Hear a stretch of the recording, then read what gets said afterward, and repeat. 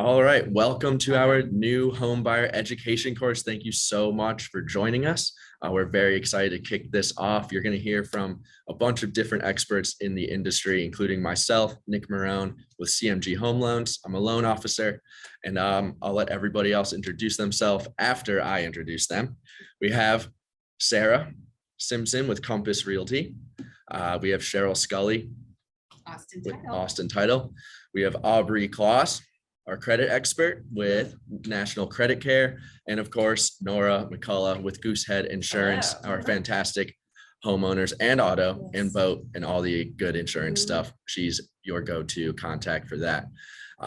Without further ado, we will get started. I'm going to run through pretty much everything you need to know about the mortgage process. We won't go too in depth because, again, it is complicated sometimes, but I'm going to make sure by the end of this, you feel very comfortable getting that process started and you know exactly what to do to set yourself up for success in terms of buying a home.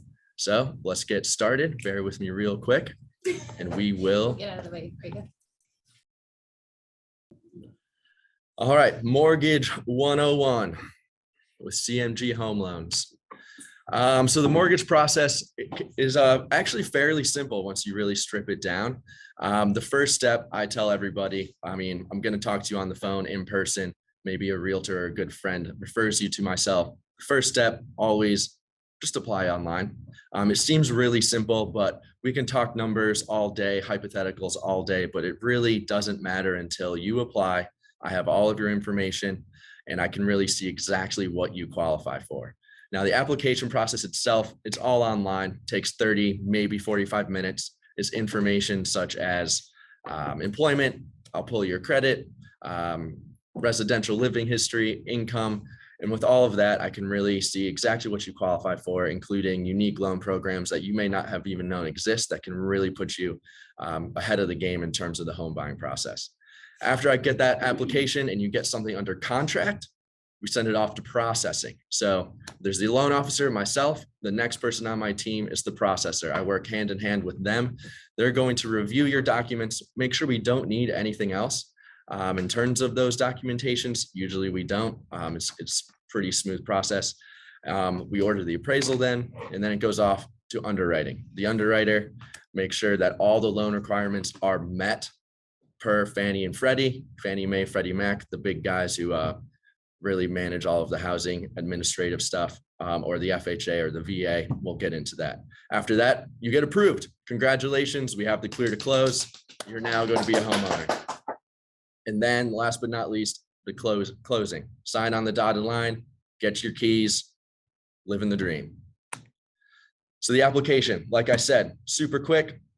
Going to get really basic information, really basic documents. Once I review, I'll give you a call, hop online with you, really review all of your loan options, no matter what it might be. Again, stuff you may not know that even exists. We'll find the right product for you.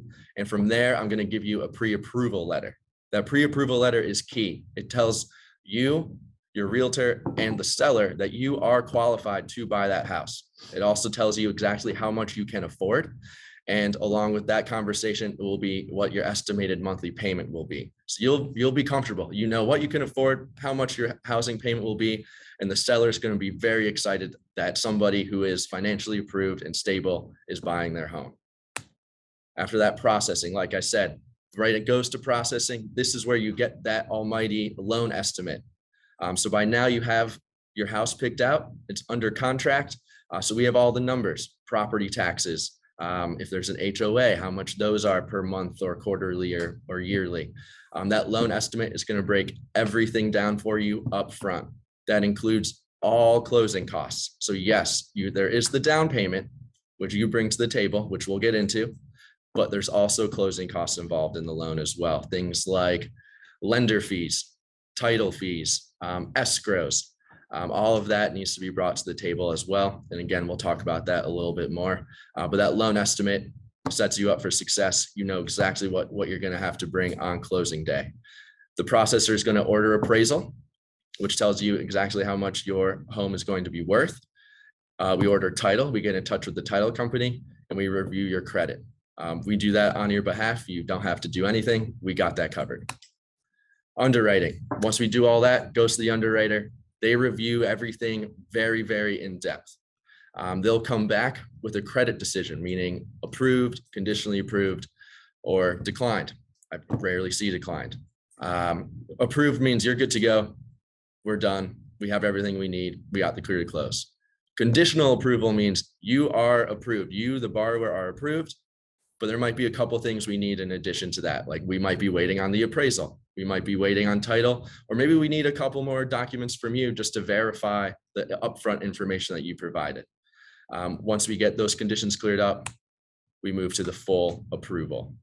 From there, once we do get that full approval, we're gonna get that final closing disclosure out to you, which has your final numbers for your cash to close that you're bringing to the table on closing day. Closing, the most exciting time for really anybody in this industry, including yourself. You'll hear from myself and title about exactly what to expect on closing day, what you need to bring. You'll know the amount you need to bring for closing because you will have that final closing disclosure at least 3 business days prior to closing. That gets sent when we have that clear to close. You really just need valid proof of ID. So driver's license, passport, a cashier's check or wire for that amount. Go into the title office, sign on the dotted line, grab the keys and go. It's a great day. So in terms of loan types, I know a lot of people, I get this question a lot. What's the difference between FHA and conventional? What's the best loan program? And I would just want to start off by saying there is no best loan program. It's what loan program is right for you. Okay. And that's my job up front, is deciding based on the information provided, what loan program suits you and your personal situation, because everybody is different. So we have the FHA, conventional, VA, and USDA are the main ones. And then we have halal financing, which I'll get into. And we even have a home funded program, which is a unique down payment assistance program, unique only to CMG home loans. So conventional loans. This is the classic loan that everybody hears about. It's backed by Fannie Mae and Freddie Mac. This is a typical conforming loan. So conforming loan means, again, it meets the standards provided by Fannie Mae, Freddie Mac. It has a maximum loan amount now of $715,000. So if it goes above that, you're non-conforming jumbo territory. For a first-time home buyer, you're looking at minimum of 5% down payment. However, if with credit allowing and some other compensating factors, first-time home buyer in Texas, as little as 3% down. If you do a less than 20% down payment, you will have mortgage insurance attached to your monthly payment. What that means, it's additional money that you're paying in return for a less than 20% down payment. Once you get to 80% equity, so 80% of the purchase price, that PMI falls off. So you get that 20% equity, it automatically falls off. And then that lowers your monthly payment. It's excellent. But again, conventional loans, you're looking at 3 to 5% down minimum, good rates. And again, that loan amount of $715,000. And if it's a less than 20% down payment, you have mortgage insurance. With FHA, what you're looking at is a little more lenient. You do have a minimum down payment of 3.5%.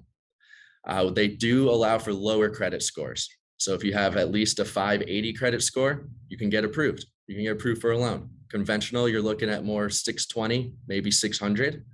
And it also allows for higher debt to income ratios. So on a conventional loan, you're looking at less than 45% preferably, and that's gross income divided by all debt, including your mortgage, your future mortgage payment.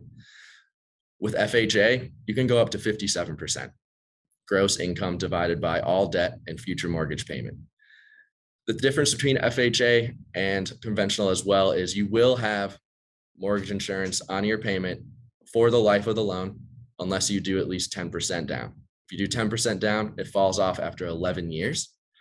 And there's an upfront mortgage insurance premium that's paid once at closing, which is 1.75% of the loan amount. That's collected once at closing, and you're done, in addition to your mortgage insurance. There is a loan limit on FHA loans. It went up to $483,000 this year. So if you're looking for an FHA loan, That's as high as I can lend you. Otherwise, we're going to have to look at other options. With VA loans for veterans, thank you so much for your service. I wish people did VA loans more. I'm not going to lie. They're amazing. It does allow for lower credit, 580. There is no debt to income ratio max. There's a recommended one, but I've done a debt to income ratio up to 75% and I got qualified. It's incredible. You have lower rates. You have no mortgage insurance, no matter what your down payment, even if it's 0% down. VA, 0% down, 100% financing, no mortgage insurance. There is a funding fee, which can be financed, or depending on your deployment status and things like that, it can be completely waived. So this is backed by the VA. It's a government loan, but it has a lot of great benefits, including those lower rates, 0% down, and no mortgage insurance. USDA loans used to be called like rural loans, farm loans. It's for more rural areas. The USDA, Department of Agriculture, dictates what areas the property can qualify. So there's a map you can find online that shows different areas in the US where homes qualify. It must be rural. But if it does qualify and you have a credit score down to 640 or above, you can qualify for 0% down financing as well. Again, there is income limits with this. That's the tricky part. I would be able to review your information when you apply, see if you can qualify, as well as the property. So both you and the property need to qualify for a USDA loan, but it does allow a little bit higher debt to income ratios similar to FHA loans. But if you can qualify for this and the property qualifies, I definitely recommend it. And it's a great way to get into one of those rural properties, especially now that people are moving to more rural areas. The halal financing program is pretty unique. Muslims are not allowed to pay interest. So we have a way to kind of work around that. How it works, the property is bought in a trust, and then you put your down payment down, and then you're paying rent to the trust. The rent is a rent payment that lowers the principal balance of the mortgage, but it's not considered interest. Okay, so it's a little bit of a workaround. However, if you choose to sell the property or refinance or whatever it might be, those rent payments are buying down the principal and growing your equity. So it's essentially the same thing as owning it yourself. There are down payment assistance programs. The Tanoa Fund, T-Shack, and Seth Goldstar are the main three. What these entail are income limits. Some of them have property value limits and higher rates. The rates are higher because you're getting anywhere between 2 to 5% down payment assistance that can be used towards closing costs, the down payment itself, and 2 to 5% means 2 to 5% of the sales price. So if you're buying a home for $100,000, 2% would be $2,000 that can go towards whatever you want, really, down payment or closing costs there. Again, something I can look at for you guys when you apply. There are income limits and property value limits in some cases. Home Funded. This is incredible. CMG Home Loans Unique Loan Program. It acts as a GoFundMe account for your down payment. You get set up online. I can send you a link. You create an account. You blast that link all over social media, send it to your friends, whoever. Anybody can contribute into this Home Funded, and I do not need to source or season those funds. A random person could donate to you. Doesn't matter. The only catch, you must take an online free home buyers education course that's sponsored by Freddie Mac before you sign a contract. So you get the account set up, you take that course. It doesn't take very long. You're good to go. You blast it online and anyone can donate. Also, on your little account, your little dashboard that people will see, they can go shopping. They can go shop on Walmart.com through your account, and 5% of what they buy, 2% of what they buy, it's up to the organization, will be donated to your account. So you spend $100, $5 right there to your account to help towards down payment and closing costs. So it's definitely, if you know you're a couple months out, get this set up. If you're going to get married, throw this on your wedding registry, tell everyone to donate. Don't get me a mixer. donate to my home fund it. I don't want to pay for a house. Perfect. Down payment, done. If you do have any questions, feel free to reach out to me. This is my information. More than happy to get a little more in depth on this. I know this is kind of information overload, kind of very high level. I can talk about mortgages all day, but those really are the main loan programs we have. Again, if you're ready to get started or you just want to know about what you qualify for now, give me a call. I'm more than happy to run some scenarios for you. Apply online, and then we can have a conversation and really get you set up for success. And then from there, I'm going to hand it off to Sarah, because in the process, you applied with me. I got the pre-approval letter, give it to you, and you're going to give it to your realtor, Sarah.Simpson. Woohoo!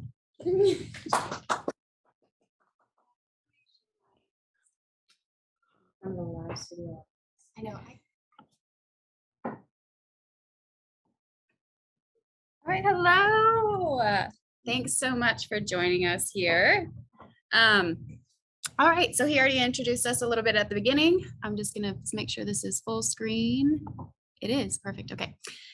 Yeah, so I'm Sarah, I'm with Compass. I'm a realtor here in Austin, Texas, and I want to talk to you a little bit about me first. A little introduction, because we'll be working together very closely. Buying a home is very fun, but very emotional, so you want to like who you're working with.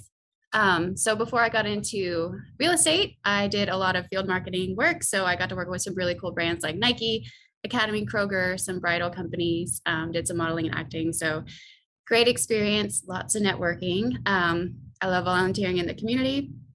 My team recently did the Habitat for Humanity. Super fun, great to give back. Loved doing that. Love cooking and trying different types of food. You can see my dog here, Lucy. I'm a dog mom. Family comes first. Love traveling to new places and having new experiences. And I got into real estate because I love helping people and just educating people on the ins and outs, because they don't teach you this stuff in school, and it can get very complicated if you have no experience in the industry. So why choose Compass? There's a lot of great brokerages in Austin area. My favorite reason is our strength in numbers. We are the #1 brokerage in the US nationwide. And with that, I can, if you are, let's say you're moving to Colorado, I know agents over there that I can connect you with. That way you don't have to shop around, find an agent that might not work for you. I do love that networking feature. I have a client closing in Chicago. He got connected with Sarah, another Sarah, with Compass, and he's been enjoying the experience so far, and they're set to close, I think, in a few weeks. So yeah, great company. Love the technology we offer and just the camaraderie we have. Why work with a local agent? Well, real estate is always super hyper local focused. So you may have been hearing about these nationwide headlines about all these drastic things going on in our world, but remember, real estate, super hyper local focus. So another reason to work with a local agent, we just need to know what's going on day to day, even some different like Manor or Round Rock, some other areas outside of Austin. They all are a little bit different. So you want to make sure you know what you're getting into. It's very specific. Working with a local agent, also you get off-market deals. Compass has a program or platform. They get emails sent to us every week, a couple times a week, showing some properties that have not hit the market yet. So that's pretty great. We understand the true market conditions. I'll just emphasize that again. Every area is different. Every city is different. Every neighborhood's different. We get constant incentives from builders. They are really pushing that right now. They have a quota they need to meet at the end of the year. They're not meeting it since this drastic change. So they're sending a lot of incentives like $20,000 off closing cost. I've seen more than that. So just having that knowledge and connection of where to navigate. Wealth of knowledge. And again, I always think people don't understand that when you are buying a home, the agent is complimentary. So why do something unrepresented when you can have someone who has your back, saves you money, and just walk you through the whole process, because it can get sticky sometimes. All right. So I am with Compass, and I'm also on the home team. So when you work with me, you also have everyone in my team and their experience with over 30 years combined. We've helped a lot of people, and we've seen almost every situation, but there's always something new, so I shouldn't say that. But yeah, so lots of experience, you're in good hands. So that's just a little bit more about Compass and the team that I'm on. And let's jump right into the process. I wanted to break it down and try and make it as simple as possible. And every transaction is different. So we might have some new situations come up, but this is pretty standard throughout every transaction I've ever done. I cannot emphasize enough how important the finances are. So you've already heard from Nick. If we don't know what you can spend, we're starting off on the wrong foot. We don't want to get looking at houses that are out of our budget. Very emotional process to go through. So don't start with shopping for things you can't afford. It just ensures that when you find the perfect home, you're ready to go. Sometimes you need to move quick. You do have a little bit more time right now in the market since it's less competitive.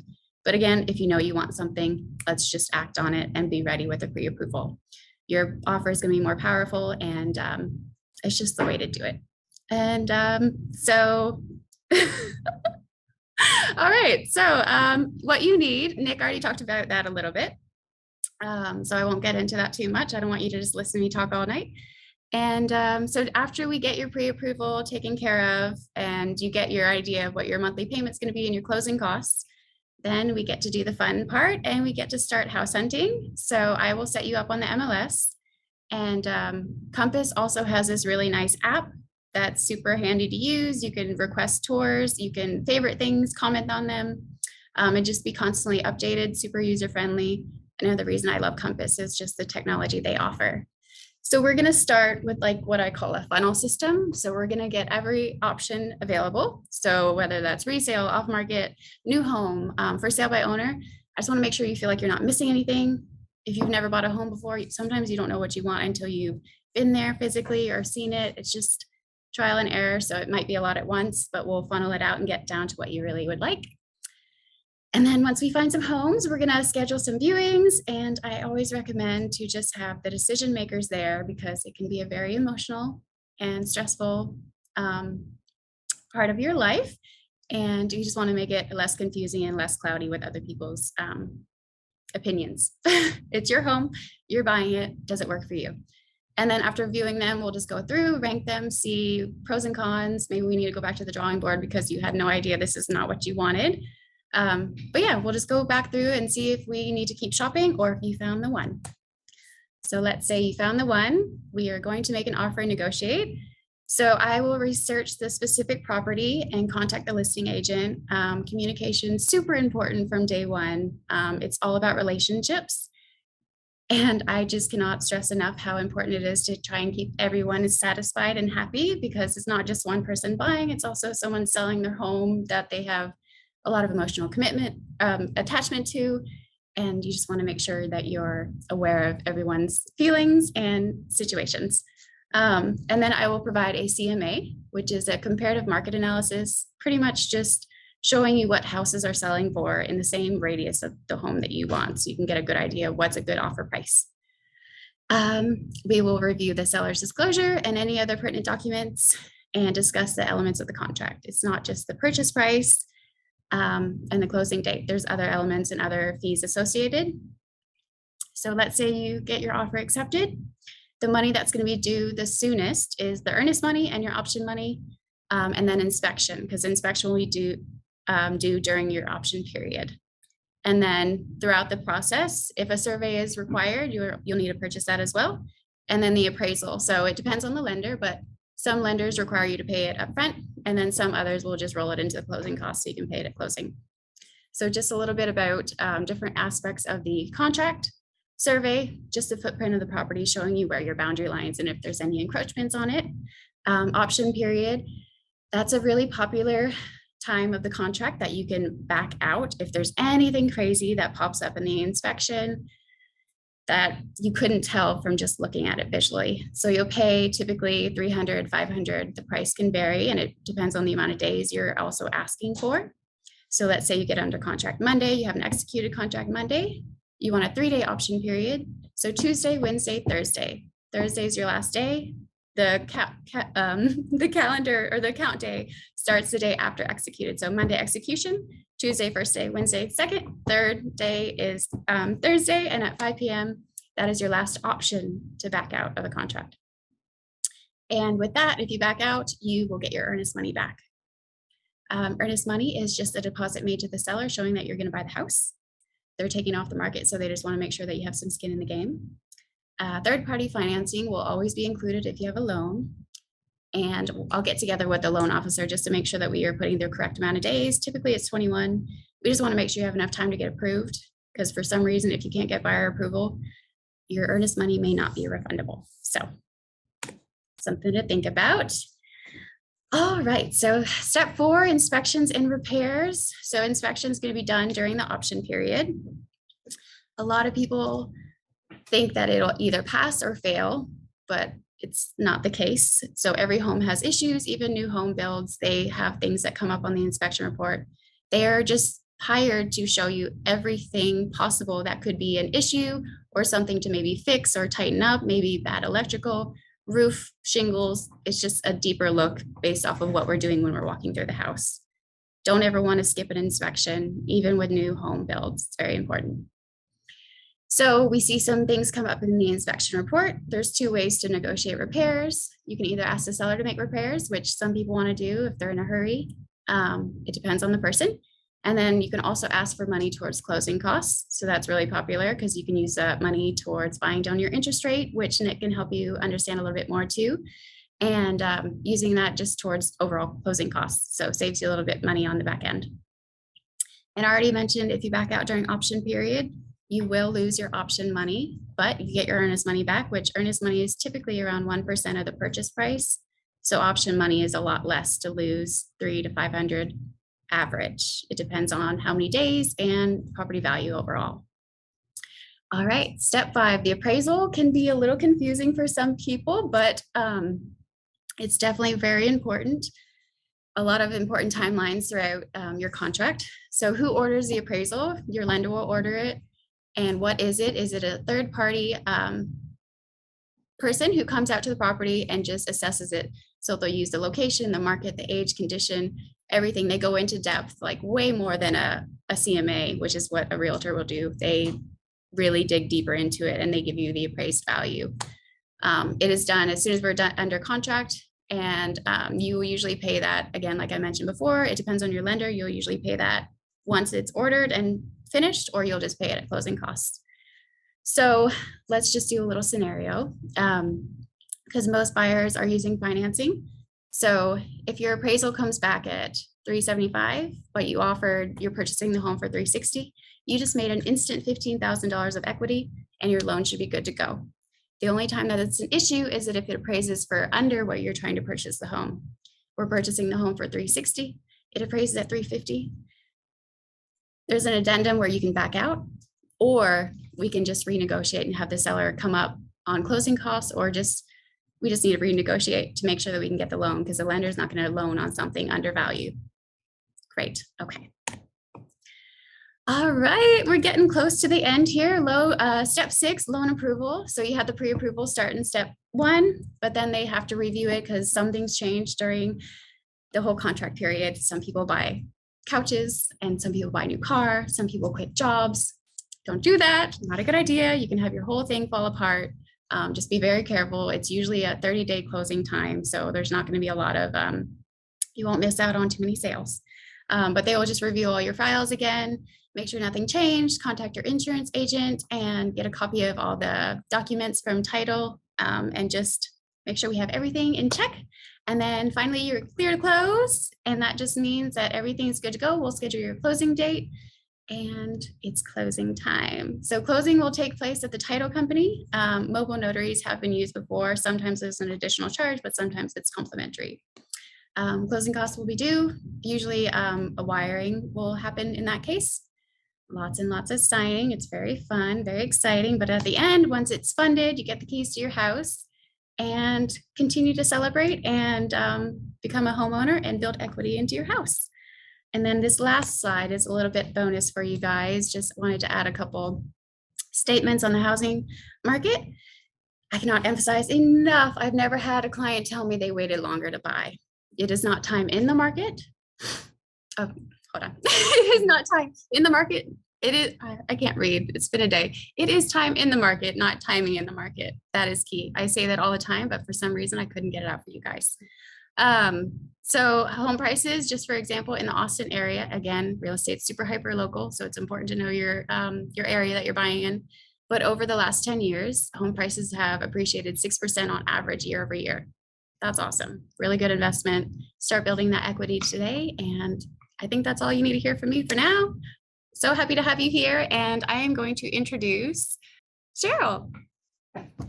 Yay! Yay, Cheryl from Austin Title. All right. Yeah, right. I don't think you have a presentation, so. I don't. I'm gonna show a couple of brochures, but if you guys are seeing me at the title company, we're celebrating. We're in celebration mode. A little bit about myself. I'm Cheryl.Scully with Austin Title. I have been in the title business for 32 years. 22 of those years, I was actually an escrow officer. So I really know what is going on in the closing room. And the last 11 years I've been in business development. But basically, in a nutshell, a title company, we are a third disinterested party. So we don't represent anybody. What we do is we'll collect information from the lender, from the real estate agents and any vendors, collect any invoices that need to be dispersed during closing. All the funds will run through us.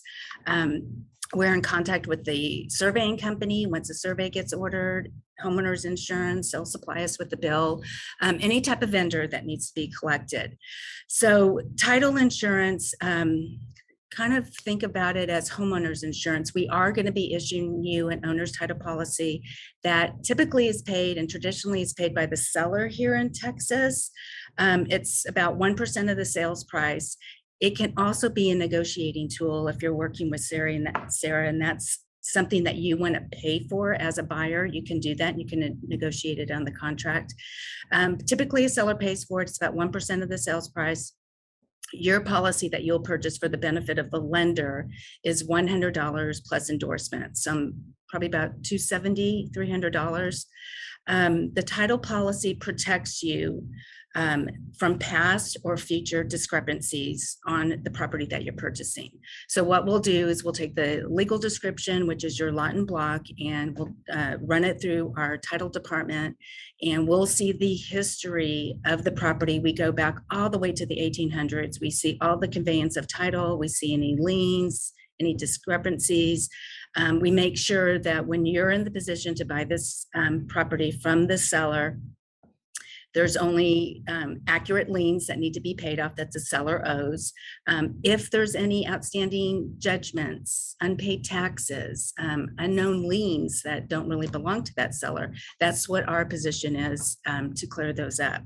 Sometimes they can get a little tricky, but we're always in contact with the lender and the realtors to make sure that we're staying on target for your closing date. Being owned by Fidelity National Financial, which is our parent company, which is the largest escrow and closing company in the nation, we are on the forefront of cyber fraud, and that's a big thing with us right now. We work very closely with the buyer, you, and we'll only converse with you and talk wiring instructions. We kind of protect the agent and you guys of any fraudsters out there that are trying to steal your email address, because it's happening a lot. So what we'll do is we have a program and a tool with Austin Title that's called In Here, and we will contact you as soon as a contract comes into our office, and we'll set up a process where you will only communicate with the In Here tool to send in earnest money or send in funds and receive our wiring instructions to bring in the closing costs for closing. What else here? Closing date gets scheduled. The agents will call us. We'll pick our closing date. Typically, the buyer will sign at a separate time from the seller. We'll have you come in, work with the lender, get the closing package all printed. There are a lot of pages in there, and we give you an hour. You can take up as much as you like. If you do want to read the documents, give us a heads up. We can get with the lender and get those the closing package to you the day before, if available. We want to make that hour your time to read all the documents, your time to talk with your agent, make sure your interest rate is what it was told. Everything is pretty much lined up, ready to go. We'll have all the papers signed. We will send the closing packet to the mortgage company. Again, there's another process of just making sure everything was signed correctly, everything was dated correctly, and then we'll get funding authorization. And that's when we fund and we call you and tell you, congratulations, you're a new homeowner, and we'll give you the keys. Yes, that's the big day. That's the big day. And if you want champagne at closing, we'll have it there for you. But title, we have had some situations, maybe, if the seller's going through a divorce or a death, they could be a little tricky, and we're working behind, the closed doors of getting everything cleared and guaranteeing when you get a title policy that you do have free and clear title. Couple things I just wanted to show you. Some brochures, all these brochures on the real estate guide, how to buy and sell property in the state of Texas. This is a great one with definitions, processing, what the title policy fees are, tax rate, what's a MUD, what's a PUD, a great brochure, and then the home buyer and sellers brochure. These are found on our website, austentitle.com, under marketing material. There's 125 brochures there for you. All information about Austin and surrounding areas, school districts, the process of closing. Everything's in a PDF format, ready for you to just share, email to yourself. Again, it's austentitle.com, and we're here to guide you. It's a very exciting process. I love it. I've been doing it for a number of years, and I just think it's just, to be a homeowner is just what we all strive for. So it's a wonderful thing. Who's next? Come on over. All right.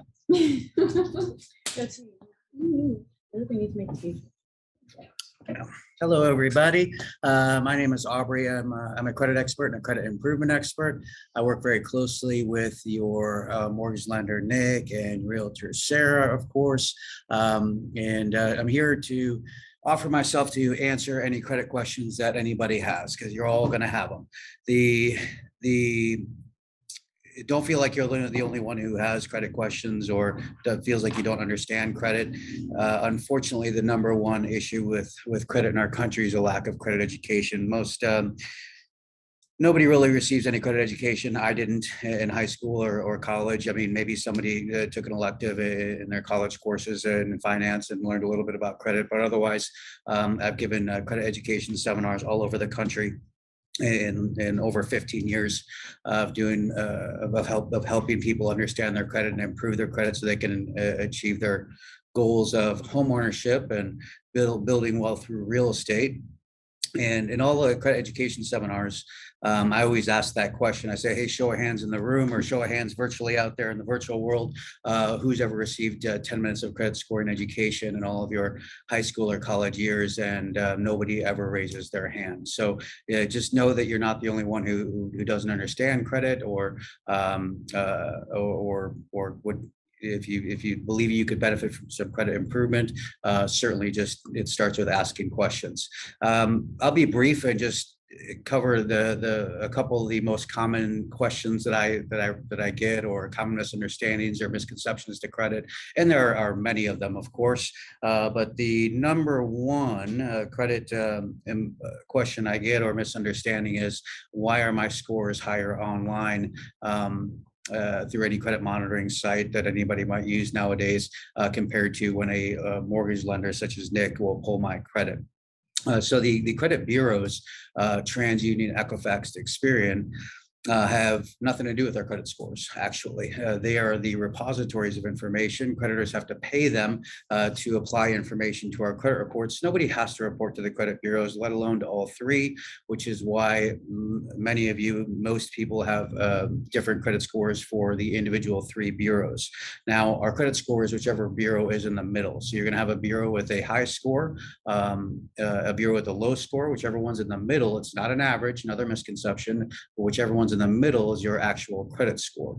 Now, if the credit bureaus don't have anything to do with our credit scores, who does?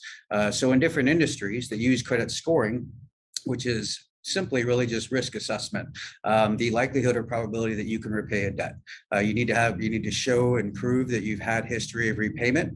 This is where having established positive trade lines is necessary, and I'm going to mention that as a second big topic. Improving that you can actually repay loans or debts or anything you financed on time without late payments. So of course, the higher your credit score, the more likely you are. The lower your credit score, the less likely you are. So credit scoring is risk assessment, and obviously one of the primary factors in the home buying process that determines if you're, number one, approved for the home loan, and then again at what rate, right? So in different industries, mortgage, auto, credit card, insurance, and online, all these industries use different algorithms to calculate the credit bureau's information. The algorithms utilized in the mortgage industry are regarded as the most accurate. Anywhere you're seeing your credit scores online, unfortunately, they don't use the same algorithms that the mortgage industry utilizes. So anywhere else you're seeing your credit score online is inaccurate to a mortgage professional. So your next question is probably, hey, Aubrey, if online is not accurate, what is accurate? Well, there's only one. Well, there's a couple ways to know, but the easy way for you to know is to apply with Nick at CMG. It's the most comprehensive, accurate credit score information you're going to have. It's free for you, so take advantage of that. I always recommend eliminating the hypothetical questions like, hey, what is my credit score? What am I going to be? What's the loan amount that I'm going to be approved for? What rate? And all the different hypothetical questions you might have, eliminate those by applying. Everything starts there. And as Nick mentioned earlier, so that you can be pre-approved and Sarah can show you around different homes and you can find the home of your dreams. Woo! Absolutely, that's right. So just quick little order of operations. Again, eliminate the hypothetical questions, run the numbers, easily apply with Nick. You're not signing your life away. You're not under contract. You're just simply applying and getting all of the most accurate information. So start there, of course. As far as the bigger, another big topic that I get questions about oftentimes is, okay, so maybe I don't have necessarily bad credit, but I want to optimize my credit so I can, have the best possible credit score and get the best possible rate and pay less for everything that I want to finance. So there are certain criteria that calculate our credit score, and one of the important facets of our credit score calculation is having credit cards. Basically, there are two major types of accounts that we're scored on. Loans are called installment accounts, just generally. Credit cards and lines of credit are referred to as revolving accounts. And revolving accounts or credit cards make up a significant portion of our credit profile opportunity. So what this basically says is, if you want to have a high credit score at all, you have to have at least one open revolving account and or credit card or line of credit. So actually having a credit card is very important if you want to have a high credit score or possibly a lendable credit score at all. So if you're asking yourself, hey, do I have an open credit card? And you don't, more than likely your credit score is not very high and you need some credit improvement. So that's what I'm here to help you with and answer any questions and to get you on the right track. As your lender and realtor will always advise you, and I'm going to advise you is if you're interested in the home buying process and you're hoping to become a homeowner, don't open or close anything or pay anything off or pay any collections or settle anything without asking us first, essentially. Just pay your regular bills on time. Don't do anything else on your own without asking either myself or Nick prior to doing anything else. Essentially, that's a good start for you. Certainly feel free to let me know of any questions. We can, credit is actually not very difficult. Optimizing your credit or improving your credit can actually be very easy. It's just simply taking steps moving forward and then in the right direction. But anyway, I'm going to hand it off to last but not least, Miss Nora with Goosehead Insurance. Thank you very much for tuning in. My name is Aubrey again. Feel free to let me know of any questions. Thank you, everybody. Wonderful. Thank you. Thank you. Here, I can share screen, I think. click share screen. And gotcha. Share. Awesome. Well, thanks for tuning in, y'all. I'm the last one to go, but yeah, like everyone before me, it's kind of a part of the process, but I work for a company called Goosehead Insurance. We don't dabble in title insurance or mortgage insurance or anything previously mentioned.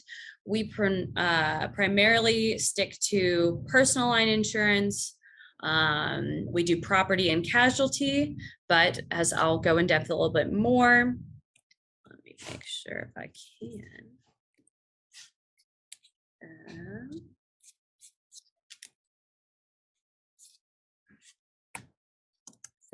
Hey, Nick. Oh, there we go. Got it. So this is just kind of little funny memes because I mean, in my mind, insurance is pretty boring, to be honest. But we make insurance, getting it set up for any home closing, the easiest part of your process. It's something that you, in your mind, maybe you have your go-to insurance agent that your family has used forever, and you're looking at it like, oh, it must be exactly the same as what I have now. But with insurance, it's a forever changing market, deductibles, who you're talking to and what you're comparing numbers wise. But where I come in and facilitate the process, I'm able to do all that work for you and work for you. But whoops. So a little bit about me. I've come to Austin, Texas years ago to go to school, hook 'em horns. Moved here from North Carolina, found my way to Austin and did not leave. So I worked a few different industries, found myself in insurance. And yeah, so of course I added a little family picture down there, and both my siblings are in the Navy. So when it comes to family dynamic, family, friends all over the place, we have contacts kind of on every side of the country. But a bit more about Goosehead Insurance. So we are the largest property and casualty brokerage in Texas and the largest independent agency in the nation. So we write insurance in Alaska and in Hawaii and everywhere in between. But we were founded by a couple in 2004 after seeing a need for a larger middleman to help clients shop around. So what I usually tell people is I don't work for any carrier specifically. I work for my clients to make sure they're in the best spot. So within our portfolio, we write with over 50 plus carriers, all A-rated by the Better Business Bureau. So we write with some of the brand names. We got Progressive, Nationwide, Allstate, and then a bunch of other lesser known ones that are primarily broker only specific, but all backed by a good rating. So some of the products that we do offer, we do home, auto, condos, dwellings, so being investment properties, even if your primary address is outside of the state and you're buying a secondary home in Texas, or an investment property, boats, motorcycles, anything of that kind. We take care of it all and we're able to bundle it all together. So looking at least where I step into the process, you heard from Sarah and Nick. One of the main things that where I step into the process is once you are under contract, you can shop insurance right away. Nick will be very thankful if you have insurance set up the second he asks for it and it's all in front of you. And guess what? You got the best deal because you set it up so much sooner than when someone was about to ask. So once you get under contract, you can start to shop around for insurance. Now, the kind of latter process is you would call your local or you'd Google insurance in my area. So you could find your local Nationwide agent, State Farm, Farmers. If you're in the military, you have USAA. So instead of doing that, what you can do is reach out to myself. And from there, I will plug in all your information, hit the load button, and we can have you set up with insurance all ready for closing within an hour or even less. And that being said, we can shop around everything and really walk through the policy itself so you can fully understand what is exactly covered under insurance, what is not covered, and making sure you know what you're getting into. But let me see, going down from that. So the biggest thing with our company, I just value the education factor, just being able to help you trust the process, make insurance the easiest thing on your list, and kind of translate it, to be honest. But we do have one of the biggest value pitches in our company is we have an in-house claims team, an in-house service team. So we're able to facilitate not just for your first home closing, but down the line, we're able to reshop you as the market does shift. So as everything shifts, being the market value of the home, purchase prices, everything along those lines, insurance will shift with it.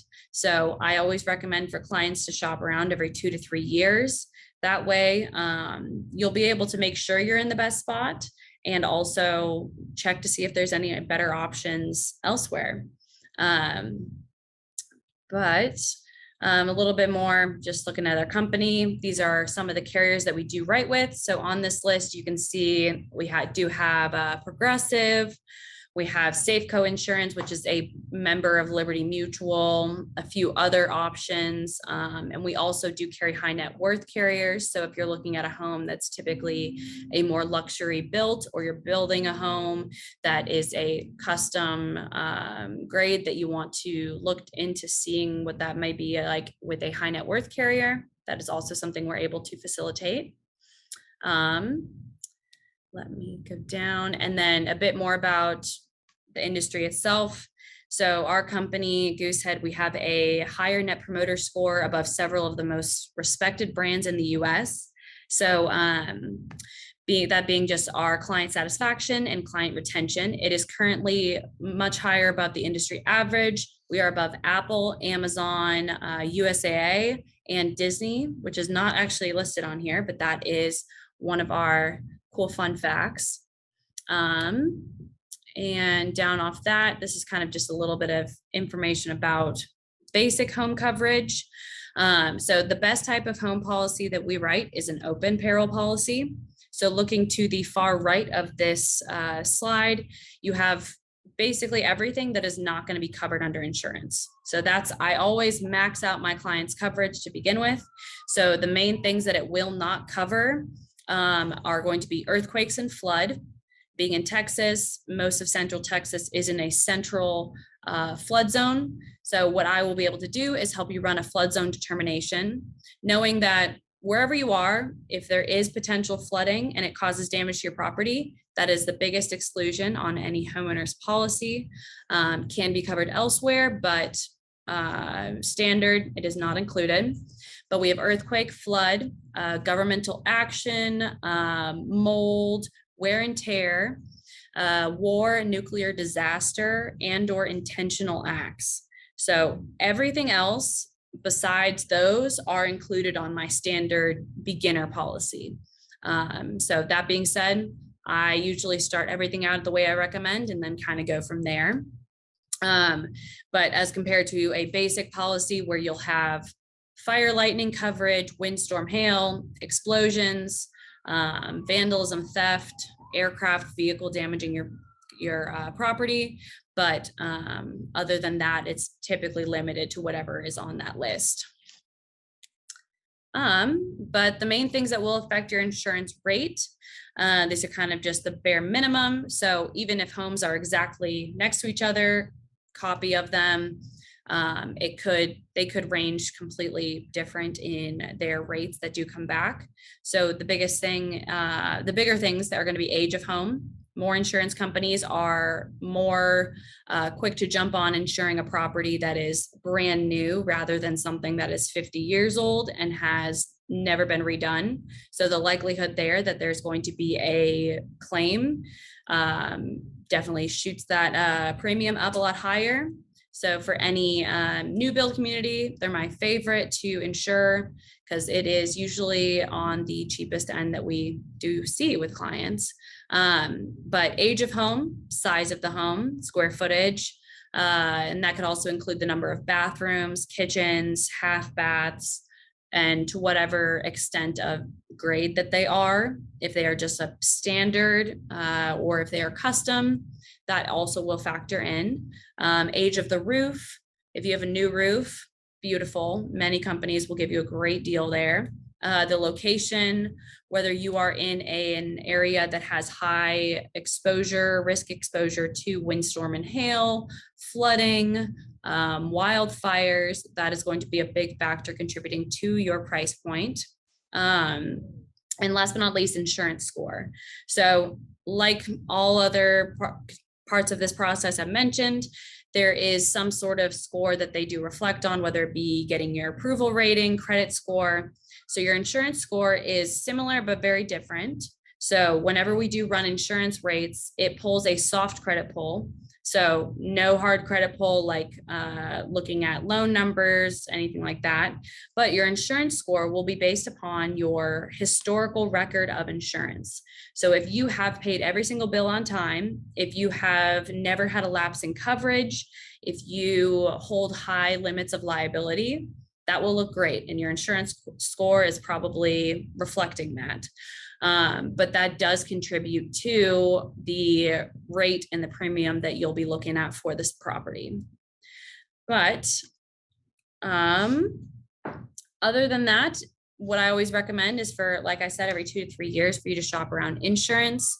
If you're a new home buyer, it's just a part of the process. Just make sure you're in a good spot. With all my clients, I run their homes as well as any other lines of business that may apply. So my favorite thing is to save people money on auto insurance when they thought, no, there's no way you can beat what I have. And then basically I save them enough money on their auto insurance that it pays for itself on the home premium. So that is my favorite thing to do during the day. But what you can do is scan this QR code. It'll pull up our digital agent rater, or follow the link above, or shoot me an email. And that way you can plug your information in and run your own quotes in 90 seconds. They'll show you bundles, they'll show you the top options, and also include my contact information. But as we wrap this thing up, this class up, I will, I don't know what I'm doing. Let me stop sharing. The little red box. There we go. All right. Well, thank you all for tuning in. Thank Thanks, you We guys. appreciate it. And congrats on your new home, or good luck with your first time home buying process. And thank you. Bye. Bye. Oh, that was